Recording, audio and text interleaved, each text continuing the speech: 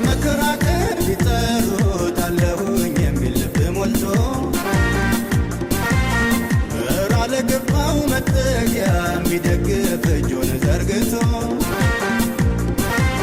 መተማመኛ ጌታ ነው ተፈትኖ አልፏል በብዙ ደጋግ እጆቹን አይተናል ደካማዎቹን ሲያግዙ አለልን የጌታ የማይጥል የማይገዳ ሰባራን የሚጠግን ወዳጅ ነው በምድረ በዳ አለልን የጌታ የማይጥል የማይገዳ ሰባራን የሚጠግን ወዳጅ ነው በምድረ በዳ ያበነዋል በቃ በመካከል ሌላ የንትናነ የሚል ክርክርና ጠብ አላቸው። ይሄ ያለማደግ ምልክት ነው። እኛ ታዲያ እንድናድግ እግዚአብሔር ልጆቻችን ሲያድጉ እንደምንደሰት በመንፈሳዊ ሌብላችን፣ በንግግራችን፣ በጸሎታችን የትናንትናውን እንድንደግም እግዚአብሔር አይፈልግም። ምክንያቱም ያለፈ ክብር ስላለ ያለፈ። ስለዚህ እግዚአብሔር እንደሚያሳድግ እናምናለን። አሳዳጊው እርሱ ነው። ኢየሱስ ጌታ ነው። ለዚህ ለኔና ለእናንተ ማደግ እግዚአብሔር ያላደረገው ነገር ምንም የለም። መጽሐፍ ላይ ሲናገር ለዚህ የወይን ስፍራ እድገት በቃ እንዲያሳይ ያላደረኩት ነገር ምን አለ ብሎ ሲጠይቅ ታያላችሁ። ገበሬ ከሆነ እግዚአብሔር ይገርዛል፣ ያጠራል፣ ለፍሬው ማፍራት የሚያስፈልገውን ነገር ያደርጋል። ኢቭን ወስዶ የተከለን ራሱ ማፍራት የምንችልበት ክርስቶስ ላይ ነው። ስለዚህ አለማደግ አይቻልም። መጨመር አለ። በመንፈሳዊ ዓለም እድገት እያሳዩ መሄድ አለ። ስለዚህ እኔ እንደዚህ ብዬ እነግራችኋለሁ፣ እግዚአብሔር ያሳድጋል። ግን ከኛ የሚጠበቅ ነገር አለ። ዛሬ መጣል ያለብን በቃ በህይወታችን ከኛ ጋር መቀጠል የሌለበትን ነገር እናስቀምጣለን። መጽሐፍ ሲናገር በጣም ይሄንን ነገር የሚገርማችሁ ነገር ጴጥሮስ በደንብ አስቀምጦታል። ጳውሎስ ንግግሩ ከበድ ያለ ቢሆንም ጴጥሮስ ግን ይሄ ነው መንገዱ ያለ ይመጣና ቁጥር 2 አንደኛ ጴጥሮስ ምዕራፍ 2 ቁጥር 1 ላይ እንደዚህ ይላል። እንግዲህ አለ ሲጀምር የውላችሁ የምትይዙት አለ የምትለቁት አለ እያለ ነው። እንግዲህ ክፋትንም ሁሉ ተንኮልንም ሁሉ ግብዝነትና ቅናትን ሐሜትን ሁሉ አስወግዳችሁ ወንድሞች እንግዲህ አለ ክፋትን ሁሉ አያችሁ። ሁሉ በሚለው ውስጥ ቢዘረዝረው ብዙ ስለሆነ በክፋት ውስጥ ያለውን ሜኖ እንግዲህ ይሁት ብዙ ነው። እሱን ምን አድርጉ አለ መጀመሪያ ለመንፈሳዊ እድገታችሁ አስወግዱ። ክፋት ይይዛል እንዳንለቀቅ ወደፊት እንዳንሄድ። ክፋት ማለት ይሄ ኢቭል የሆነ ሔዋንን የገጠማት አንድ ነገር አለ። ከገባችበት ዓለም ውስጥ እሷ ተሳስታ ነው የወጣችው። ግን የመከራት ክፉ ምክር አለ ያስወጣት ከእግዚአብሔር ነገር ወስና እንድትወጣ ያደረጋት እንጂ ጠላት እዛ ጋር እጇን ሲጠመዝዝ አተው። ውሳኔ የልብ ነው። ሐሳብ ሲመጣ ግን መመርመር ያስፈልጋል። ተንኮል ማለት ኢቭል የሆነ በእግዚአብሔር ላይ አጌንስት የሚነሳ እግዚአብሔር እንዳናከብር የሚያደርግ ነገር ኢቭል ነው እሱ። ተንኮልን እንግዲህ ተንኮል ምንም ማብራሪያ አያስፈልገውም።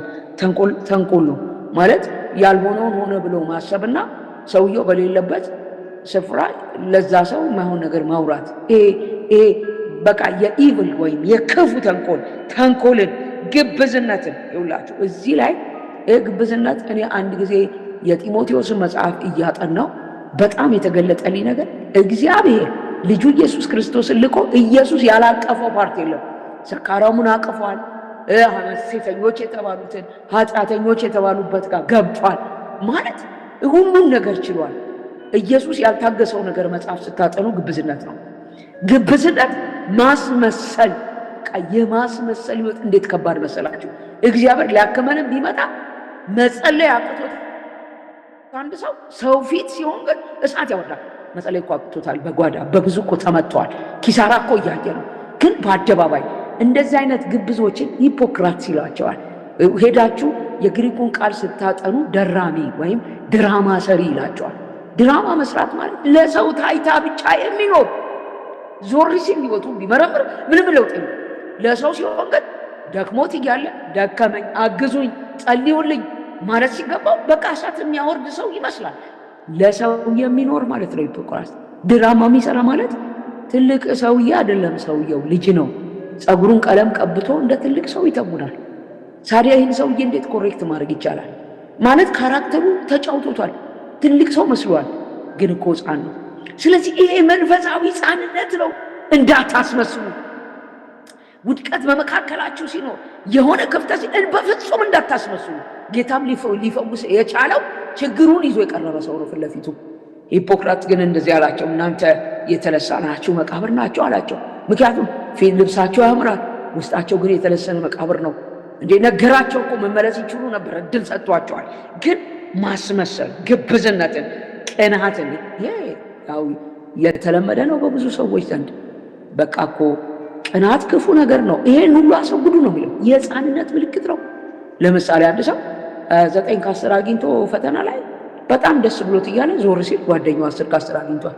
ወዲያውኑ ደስታው ይነጠቃል። ይህች ማለት ነው በትንሿ ማለት በሰው ደስታ ደስ የማይለው ቼክ ማድረግ። ንግግራችን እኮ ይገልጠዋል፣ ወረ ጌታ ይመስገን፣ ግን ውስጥ ላይ ምንድነው ከፍ ዝቅ የሚለው? ስለዚህ ቅንዓትን አስወግዱ።